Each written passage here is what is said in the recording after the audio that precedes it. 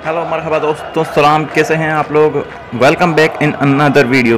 तो दोस्तों फाइनली फ़िलिस्तीन के अंदर सीज़ फायर रुक गया है। हमास और इजराइल ने सीज़ फायर के ऊपर सहमति जता ली है।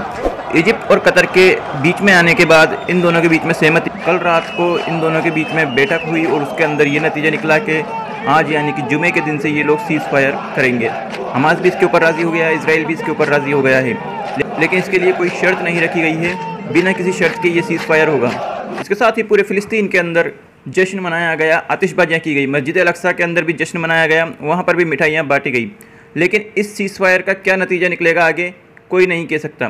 यूएन ने भी इस सीज़ फायर के लिए कतर और इजिप्ट के लिए थैंक्स कहा है। इसके अलावा दूसरे देशों का भी इसके ऊपर कंटिन्यू दबाव पड़ रहा था।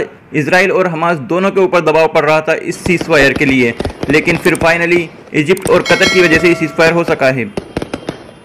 लेकिन क्या इस सीज़ फायर के बाद फ़िलिस्तीन पूरी तरह से आज़ाद हो पाएगा? ऐसा नहीं है। वहाँ पर जश्न हो रहा है सिर्फ ये हमले रुकने का, और वहाँ पर अभी भी पाबंदियाँ पहले जैसी ही रहने वाली है, यानी कि जैसा अभी तक वहाँ पर चल रहा था वैसे ही वो लोग रहने वाले हैं।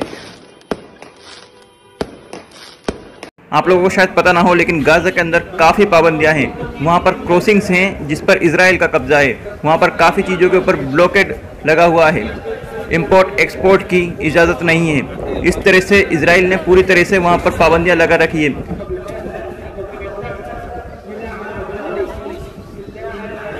इसके साथ ही उन लोगों को ना इलेक्ट्रिसिटी मिलती है, ना ही दूसरी सुविधाएं मुहैया है।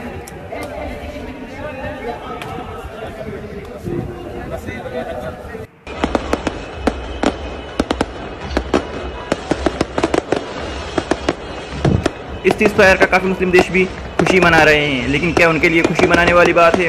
क्या वो लोग अभी भी ना जागे? दोस्तों अगर ऐसा ही चलता रहा तो कभी ना कभी बहुत बुरा होगा। 11 दिन तक चली इस लड़ाई के अंदर 1,20,000 से ज़्यादा लोगों ने गाजा पट्टी से पलायन कर लिया है। काफ़ी घर तबाह हो गए हैं, काफ़ी लोगों की ज़िंदगियाँ चली गई है। हमास ने इजराइल के ऊपर लगभग 4300 से ज़्यादा रॉकेट दागे। उसके साथ ही इजराइल ने भी 2000 से ज़्यादा एयर स्ट्राइक की है।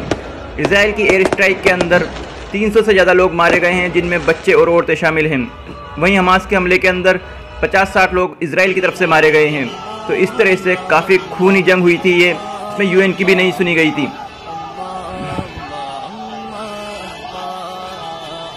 क्या अब भी ओआईसी को साथ में नहीं आना चाहिए? ओआईसी यानी कि इस्लामिक ऑर्गेनाइजेशन, जिसका चीफ सऊदी अरेबिया है।